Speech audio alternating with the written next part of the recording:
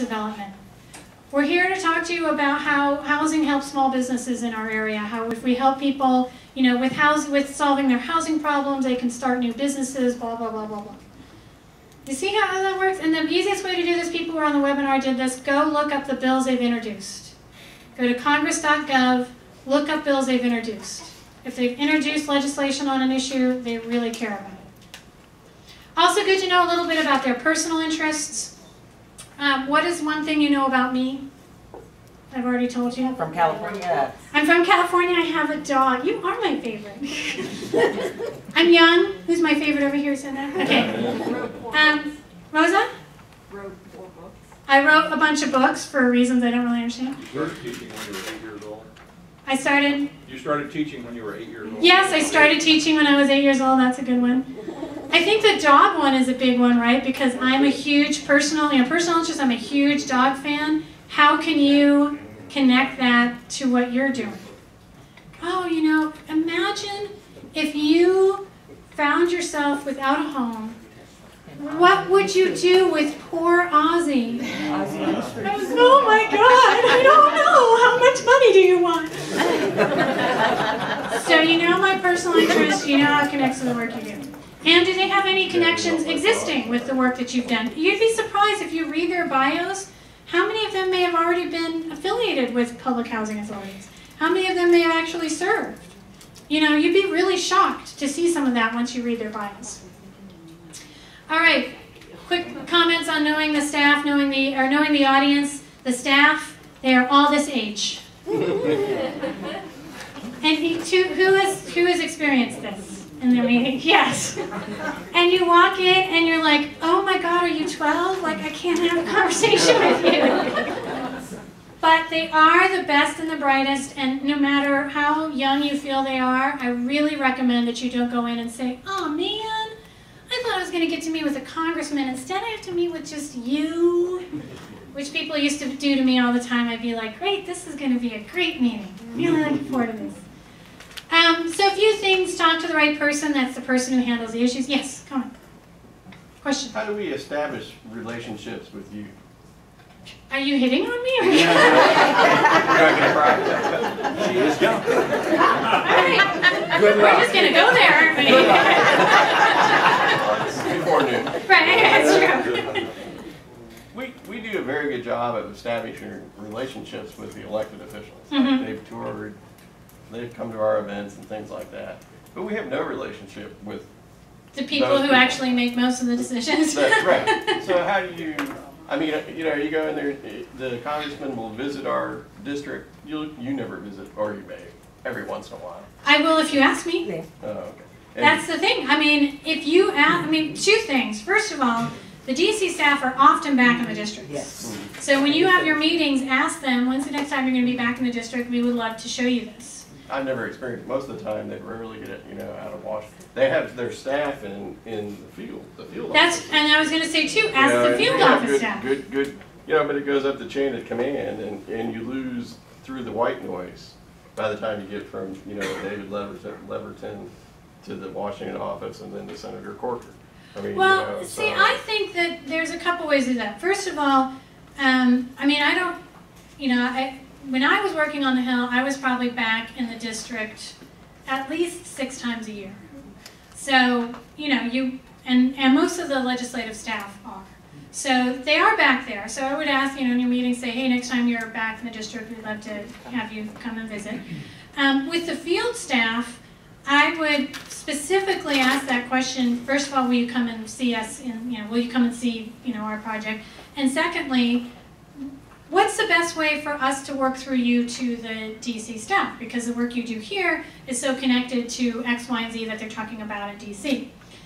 The way it worked with us was, it wouldn't really get to my attention from the local community unless the district staff said, I saw this housing project, and by the way, it wouldn't have been possible without CDBG funds. I know the congressman is thinking about CDBG funds.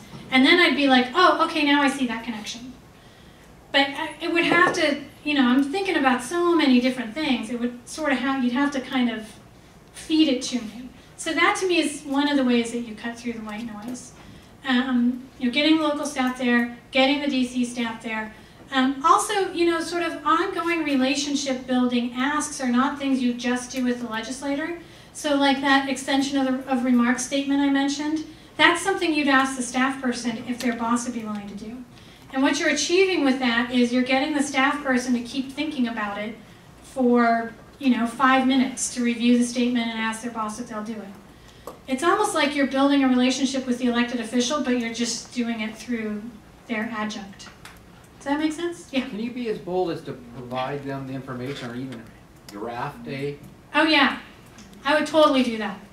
If you draft something and give it to them, that's going to be far more effective than asking, because they'll probably say, oh yeah, I'll draft something up. So give them a draft. You would be surprised the number of times that they'll just read it, change 3 words, and have it submitted. Yeah. Good question. Not too long ago, I spoke with a legislative staff member, and they said that formerly they had worked with another congressperson. The ideology of the two was a little bit different. How can we? I mean, how often, I guess, does the congressperson actually get together with these people, and how can we know that our message actually gets to the congressperson through these people, especially if they have maybe a little difference of thought? Well, first of all, I think the staff people, their responsibility is to reflect the views of the member of Congress. So, the good staff people, it's one of the reasons why I left the Hill, is they don't have their own opinions. So even if the staff person says, well, I feel this way, but, Congressman so-and-so may feel this way, it's what Congressman so-and-so feels that kind of matters. And probably that staff person won't be there too long if the staff person is constantly disagreeing with Congressman. So, and I always agreed with my bosses. I like having my own opinions at some point. So, usually the way it works is every office is different, but there may be like a memo at the end of the week or a meeting or some sort of interaction between the staff and the member of Congress in which they say so-and-so came into our office and they discussed X, Y, and Z. And you're just, as long as you are expressing your opinion in the connection of how it's best for that district or state, that staff person, if they're a good staff person, has a responsibility to give it to the member of Congress in that context, right? It's not appropriate for them to spin it in their own, perspective. So as long as you're making a really good case for how what you do will benefit that district or state, I think that's the best way to make sure that the message is getting up the line to the member of Congress. But the thing is, you really want to have that relationship with the 12-year-old staff person. Absolutely. Because that 12-year-old staff person is the person who the member of Congress is going to call when he or she is running down to the floor to vote and be like, I'm sorry, I forgot. Am I for healthcare reform or am I against it? Probably not that one. But that's going to be the person that they're going to call, and it's going to be the staff person who's going to say, they'll say Section 8, don't you remember that the housing people came and they explained this and how it connected to our district? And then the member of Congress will be like, oh yeah, you're right, okay, that's how I'm going to vote. It's not like that every time, but it is far better to have a good relationship with them. Because a lot of times with a member of Congress, you're going to get what I call the grip and grin. It looks like this. Hey, how you doing? Good to see you. Hey, how you doing? Good to see you. Hey, how you doing? Good to see you. Hey, how you doing? Good to see you. It's a grip and grin. People experience the grip and grin. And ladies, if a member of Congress offers you a grip and grin, don't do it because he means something totally different. But the grip and grin, I know, it's still like that in DC. The grip and grin is not necessarily going to be the best way to move your issue forward, right? So it's this relationship with the staff person that matters. Does that in any way help you a little bit even? Okay. One thing I just want to say as an old man, probably everybody knows it, but it is so critical what you mentioned a while ago about relation building. Yeah, relationships. And I've seen that in Pike County. I've seen it in Mississippi. Things that I wanted to do and want to get going. How just a local elected official in the little town knows somebody in the state office. Right. And how the state office knows somebody in Washington. Yeah. And when they know you as a person, right, and know that you care about them, See, one thing that we have to always remember, and I tell people this all the time, the congressmen, the presidents, the senators, all of them, they have the same issues we have. Exactly. They get sick, you know, mosquitoes bite them too, you know what I mean? They have divorces, you know? Yeah. And so we just need to. Yeah, you need to get to know them as people. Yeah. Has anyone in the room had a conversation with a human being? Okay, good. Then you're all prepared. Right. No, it's very true. It's those relationships. And, you know, that kind of leads to some of these other points. You know, institutional memory can be very short because turnover is very high. So as you build those relationships, you know, you may be thinking, well, I meet with a different person every year. You know, it's always totally different.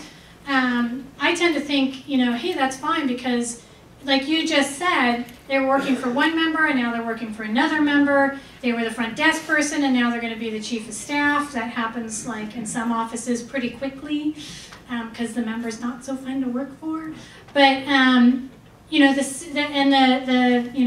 12-year-old at the front desk is a really, really important person to know because they put your phone calls through. If they like you, they'll make sure you get a meeting. I mean, that's the kind of people that you want to build those relationships with.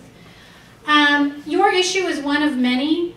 At one point, at one time on Capitol Hill, I handled transportation, environment, energy, housing, campaign finance, animal welfare, small business. I handled some other things. I don't remember what they were. They were very important to the congressman. All at the same time. All at the same time, in one office. So you can have a conversation with me for 5 minutes about something, but I cannot have an in-depth conversation. And you'll find people who are more experts on housing, especially on the Senate side. You'll find people who get to focus like just on housing or something along those lines.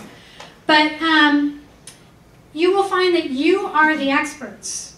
You are the people who know more about these issues than most of the staff people you will meet with. And so you really have an opportunity to indoctrinate them into your viewpoint, right? If they don't know as much about housing as you do, that's your opportunity to really explain why the work you do is so important. Yeah? I think it bears keeping in mind that many of these children will become members over time. It's true. It bears keeping we should all keep in mind that many of these children will become members of Congress at some point. Or some of them. Well, lots of them. It's a very good point. It's a very good point. So, yeah, so you guys are going to really be the experts. And what happens if someone asks you a question you don't know the answer to? What do you say? I don't know, but I'll get back. You say, I don't know, but I'll get back to you. Let's practice, shall we? I don't know, but I'll get back to you. And then what do you do? Yeah, people skip that. Right. You need to, it's okay to say, I don't know. What you are there to do is tell the story of your local work. You know that better than anyone else. If they say, oh, okay, well, in the housing reform legislation, Section 8, we're going to be changing administrative fees by reducing it by 8.3%, blah, blah, blah, blah, blah, and all of a sudden you're like, oh my God, saying a whole bunch of words I don't know. You can just say, hey, I'm not really sure how that would impact us, but I'm going to take a look and I'll get back to you. That's fine. Sometimes they just ask questions to see if you're going to get back to them, because that's how they filter out the people who are serious. If you are serious, you're going to need to get back to them, otherwise they'll be like, all right, didn't get back to me. As we've been referring to, of course, expect and appreciate youth. You will be shocked to know, absolutely shocked, that I am 45 years old. I need more shock. Much better. But I was running the congressman's office when I was 33, and I was an ancient grizzled hill veteran. Oldest person most of the staff had ever seen.